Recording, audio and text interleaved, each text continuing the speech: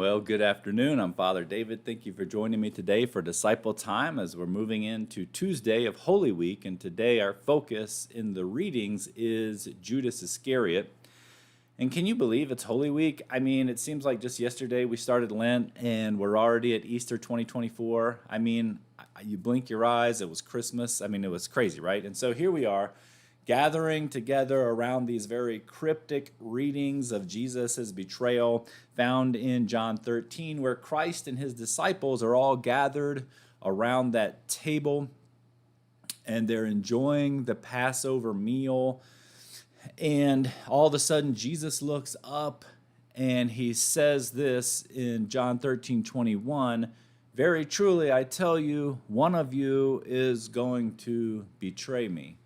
So then immediately everyone starts asking, is it me? Is it me, Jesus? Am I the one that's going to, do this betrayal? And to be honest, I appreciate that response because normally we see the exact opposite, don't we, right? I mean, when there's some kind of accusation, people will deny it, make counter accusations, blame other people. Anybody that's been a parent for a long time, when it comes to like chores or something's going on in the house and they confront them, usually the parent's like, okay, whose turn is it to take out the trash, or whose turn is it to do the dishes? And the response is not usually, oh, is it me? Is it me? Could it be my turn? No, usually it's like, yeah, I did it last, so it's not me. It's definitely not me. I think it's them. It's got to be that person. Or no, I did it. It's that person's turn. And so it kind of speaks well, right, of the disciples. And I think that they don't just go right into saying stuff like, oh, I bet it was that tax collector. He's probably the one that betrayed Jesus. I mean, he was a tax collector, right?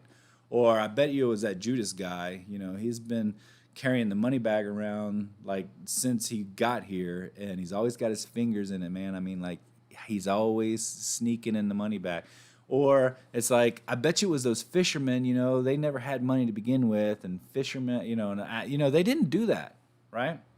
And so that really speaks well, and it teaches us something, I think, from the disciples themselves that, we don't need to just jump to conclusions and pointing fingers.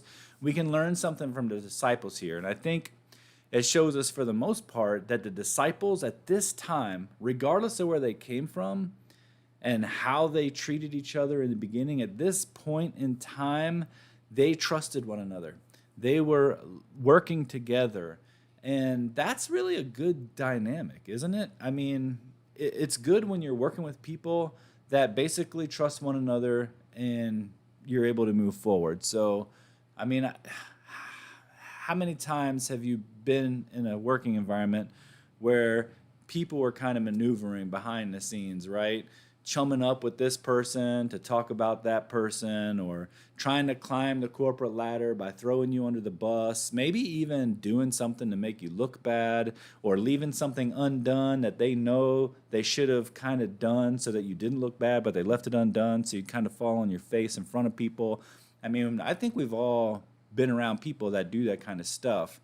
And thankfully, that wasn't the dynamic here, right? That wasn't the dynamic. In fact, the disciples really couldn't figure out, who would even think of doing something like this, I mean, so if the disciples could unite with one another with such vast differences in background, I think that gives us hope as disciples of Christ, as a community, that regardless of our background and where we're from, there's a chance that we can, do this together and have success and have victory and see God's grace, moving through us in some very powerful ways. And one of the interesting things I saw, though, is as I was doing research on this, and I found that there are some scholars that argue that Jesus was actually giving the command to Judas here. And so what they do is they take this passage from John 13:25-26, where it says, leaning back against Jesus, he asked him, Lord, who is it? And Jesus answered, it is the one to whom I will give this piece of bread when I have dipped it in the dish. And so now I personally don't describe or subscribe to that interpretation, But there is a whole group of scholars that argue that in this verse right here, Jesus is giving Judas the order to be the betrayer. And that's really not a mainstream view, but I want you to be aware of it. I mean, you might as well be aware that that view's out there. It certainly changes how you might interact with the whole betrayal theme in the text, right? So, what can we take away from this, though? Right? That's my question. I think it's this: there's gonna always be those who don't see the value of Christ, of the great work of personal transformation. They're not going to see the value of Christ's message of love and compassion, and people like Judas in those moments, right?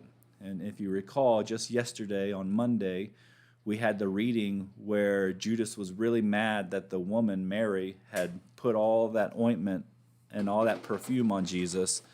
So there's always going to be people that are counting the cost more than seeing the value of the love and compassion that's going on. and I guess the question is, as we come to the end of our time of reflection and preparation, kind of drawing to the end of Lent, is this, how might we live into this level of love and unity for the sake of Christ and each other, this level of love and unity that the disciples clearly showed in that moment when Jesus was saying, one of you will betray me. There was such a level of unity and trust and love. How do we live into that? How do we get into that? And that's kind of my application for today. How do we get to that place if we're not there already? And how could we benefit from that? So thank you for joining me today as we look at Judas Iscariot and the betrayal of Christ. I hope that you are getting ready for a very busy Holy Week. We have a lot of stuff going on here. We've got services Wednesday night, Thursday night, Friday night, Saturday night, Sunday morning. So please get engaged and enjoy our time together. Have a blessed day.